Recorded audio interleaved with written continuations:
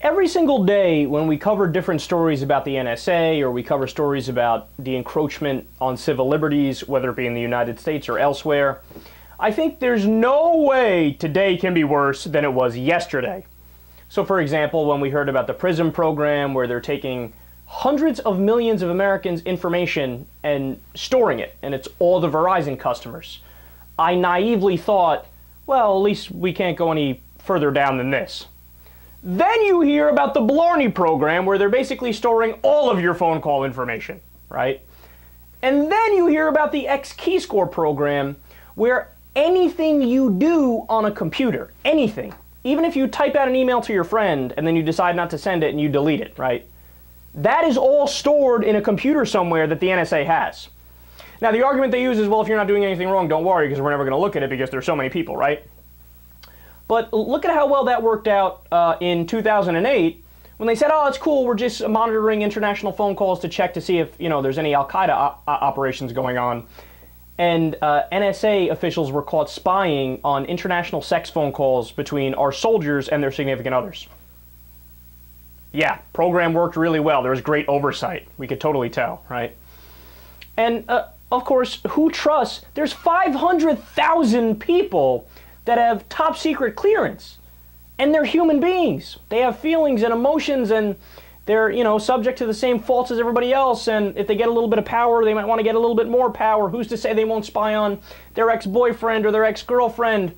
Or, I mean, there's only 1,000,001 ways in which it could go wrong, which is why we have something like the Fourth Amendment that protects people from unreasonable search and seizure. We also have a right that was interpreted from the Constitution by the Supreme Court that says you have a right to privacy, right? But this is all being denied. It's all being looked at and ignored. And no, that doesn't matter. No, this is okay because we can justify it by taking this and law and saying that it overrides this law. And it's nonsense, it's nonsense, it's nonsense. It's all BS, right? Well, those stories are bad enough as they are. We may have a story that is actually worse. And it's worse not even necessarily just because of the content of the story, although that's bad, but because it's also incredibly scary. So listen to this. Alan Rusbridger is the editor of The Guardian, and he's broken his silence about a shocking encounter he had with Britain's GCHQ intelligence agency. According to Rusbridger, quote, a very senior government official contacted him about 2 months ago demanding the surrender or destruction of all materials relating to the surveillance operations uncovered by Edward Snowden. Now, right off the bat, that sounds like something out of a movie. Some government official from the intelligence agency calls you and says, don't be an enemy to the state, delete these things or else we might have to take action and we wouldn't want anything to happen to you, etc., etc. I mean, I'm filling in the blanks here, don't quote me on that. But they're telling them, you have to delete this. Now, is it true that they have to delete that? In other words, are they saying, hey, coincide with the law and delete these things? Not at all. In fact, they are asking The Guardian to do something illegal, right? The government is not allowed to control the content of what the media releases. That's the opposite of having a freedom of the press in a civilized society, but they're asking for it anyway. But it gets worse.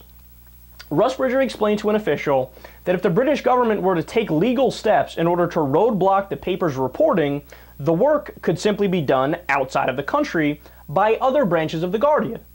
So he's saying, hey, we have, different branches of The Guardian in different countries. If you tell us we can't release it, well, maybe Glenn Greenwald in Brazil will release it or somebody else in another country will release it, so you're not going to get anything accomplished here.